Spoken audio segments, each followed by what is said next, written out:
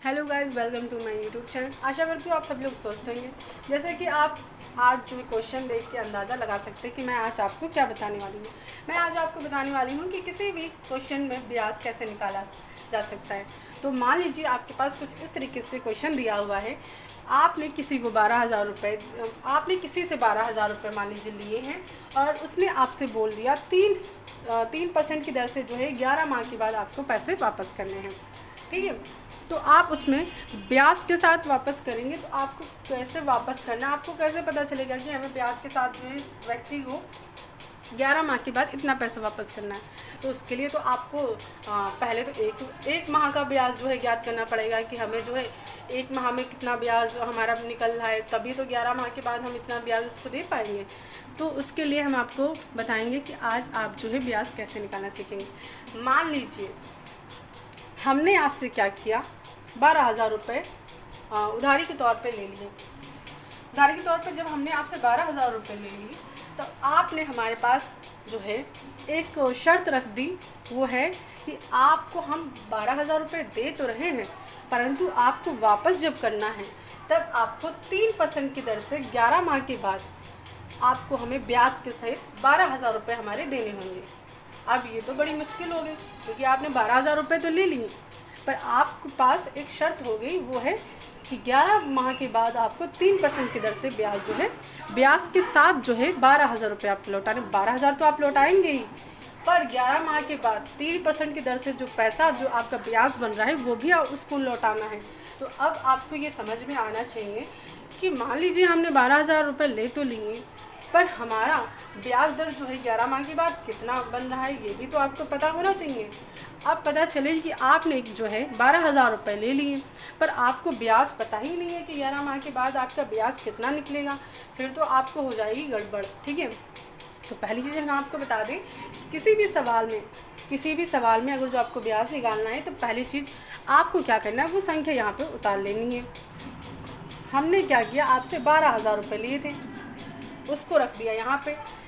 किसी भी क्वेश्चन में जब संख्या के बाद का की कुछ भी हो, वो हमारा क्या हो जाता है, घोड़े का निशान हो जाता है। हम उसको जो है घोड़े का निशान मान लेते हैं।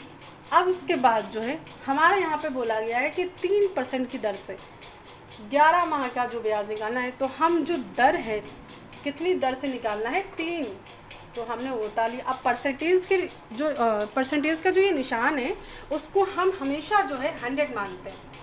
ठीक है, ये जो परसेंटेज है हमारा, ठीक है, इसको हम हमेशा 100 मानते हैं। तो हमने क्या किया, 3 ऊपर रख दिया और परसेंटेज को उठा के नीचे 100 में बदल दिया। अब हम इसको निकालते हैं। हमने क्या किया, 0 को 0 से काट दिया ना। उसके बाद हमने क्या किया, इसका गुणा कर दिया, जो संख्या हमारी बची उसका गुणा कर दिया। हमने क्या किया, 3 का 3, 3 दूनी 6 हो गया, और 3 एकम 3, 0 उठा के हमने यहाँ रख दिया। अब ये हमारा एक माह का ब्याज निकल आया। एक माह का ब्याज कितना हो गया हमारा, 360।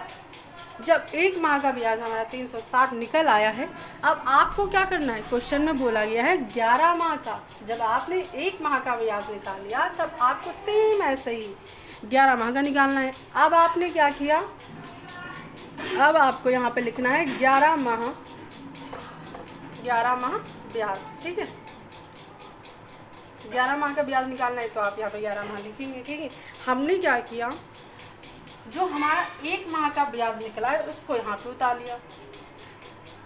ठीक है, उतार लिया। अब हमको क्या करना है, 11 माह का निकालना है। हमने 360 गुणे 11 कर दिया, क्योंकि 11 माह का निकालना है ना, तो ये तो एक माह का है। तो जब हमारा एक माह का निकल आया, उस संख्या को उठा के हमने क्या किया, टोटल जितने माह के बाद हमको लौटाना, उस संख्या को उठा के हमको उसी से संख्या से गुणा कर देना है। 360 को गुणा 11 करेंगे तो हमारा आंसर क्या आएगा, आंसर हमारा आ जाएगा 3,960। ये हमारा 11 माह का ब्याज निकल आया। 11 माह का ब्याज निकल आया। अब 11 माह का तो ब्याज निकल ही आया है, तो 11 माह का ब्याज जब हम निकालेंगे वो तो पता ही चल गया हमको। ठीक है, अब इसके बाद हमें पूरी टोटल रकम जो है वापस करनी है, क्योंकि 12,000 हमने उससे उधारी भी तो ली है, ये तो हमारा ब्याज ही निकला है 11 माह का। तो हमें कितनी संख्या, पूरी टोटल कितनी रकम उससे वापस करनी, हमें आपको कितनी पैसे जो है वापस करने हैं ब्याज के सहित, वो हमें निकालना है। तो हमने क्या किया, 12,000 तो रुपये हमने आपसे लिए ही थे, वो तो आगे छोड़ो, उसको हमने उतार लिया सेम। उसके बाद हमारा जो है टोटल 11 माह का ब्याज कितना बन रहा है, वो हमारा बन रहा है 3,960, ठीक है, वो हमने उतार लिया यहाँ पे। अब हम इन दोनों को क्या कर देंगे, प्लस कर देंगे, 0 का 0, 6 का 6, 9, 3 तो 5 और 1। तो हमारा जो है ब्याज प्लस 12,000 रुपये हमारा कितना पड़ रहा है 11 माह के बाद, वो हो जाएगा 15,960। यानी कि हमने जो आपसे 12,000 रुपये तो लिए थे, और प्लस आपने जो शर्त रखी थी 3% की दर से 11 माह के बाद हमको, मतलब जो आपको ब्याज लौटाना है ब्याज के सहित रकम, तो उसका टोटल जो है ब्याज को प्लस करके, आपकी रकम को प्लस करके जो आपने दी थी, वो हमारा टोटल निकल रहा है 15,960। तो ये हमारा जो है रकम निकलेगी, ये हमको क्या करना है, आपको देना है, ठीक है, ये आपको हमें देना है। तो ये हमारी जो रकम है ब्याज के सहित निकली है। पहली चीज़, आप किसी भी क्वेश्चन में जब भी आपको ब्याज निकालने के लिए बोला जाए, कितने भी वर्ष का, कितने भी मंथ का, तो आपको क्या करना है, पहले 1 वर्ष 1 माह का जो है ब्याज ज्ञात करेंगे। उसके बाद जो है जितने माह के बाद दिया गया है उतने माह के बाद जो है आपको निकाल लेना है टोटल करके। तो सेम आपको बस यही प्रोसेस अपनाना है और आपका ब्याज बहुत ही आसानी से निकल आएगा। आशा करती हूँ आपको ये वीडियो समझ में आया होगा और आपको ब्याज निकालना भी आ गया होगा। तो इसी के साथ आज मैं आपसे अलविदा लेती हूँ। आज के लिए इतना ही, और मेरे वीडियो को जाते जाते लाइक कर दीजिएगा और कमेंट कर दीजिएगा और शेयर कर दीजिएगा। आज के लिए इतना ही, धन्यवाद।